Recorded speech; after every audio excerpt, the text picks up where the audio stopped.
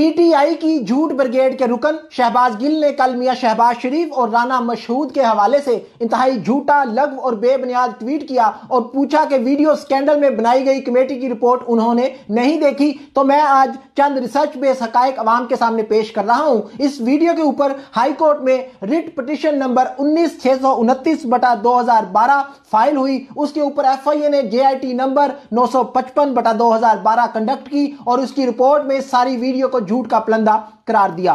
پھر supreme court کے اندر سی پی number 116/2012 file ہوئی اور سپریم کورٹ نے بھی ان تمام الزامات کو جھوٹا کہا۔ ان انکوائریوں میں ویڈیو کا فورینزک بھی کروایا گیا، جس کے مطابق 37 مختلف اوقات اور جگہ کے کلپس کو آپس میں جوڑ کے 3 جگہ وائس اوور کرنے کے بعد ایک پلان، ایک سازش کے تحت یہ ویڈیو نون لیگی قیادت کے خلاف تیار کی گئی۔ جس کمیٹی کی شہباز گل بات کر رہے ہیں اس کے چیئرمین راجہ ظفر الحق تھے اور کمیٹی میں رفیق رجوانہ اور ذکیہ شاہنواز بھی شامل تھی۔ اس انکوائری کی رپورٹ کو میڈیا کے سامنے سنایا گیا، بتایا گیا اور آج بھی یہ رپورٹ موجود ہے۔ اس رپورٹ کے مطابق رانا مشہود بے گناہ قرار پائے۔ اب شہباز گل صاحب، آپ نے ایک شخص جو بے گناہ تھا اس کے بارے میں تو ٹویٹ کر دی، لیکن جو مجرم گناہ گار تھے عاصم ملک اور ان کی بیوی زوبیہ رباب ملک، ان کے بارے میں نہیں پوچھا۔ تو میں نے سوچا کیونکہ آپ کے پاس جھوٹے ٹویٹ کرنے کے علاوہ وقت نہیں تو ان کی تفصیلات میں آپ کو بتا دوں۔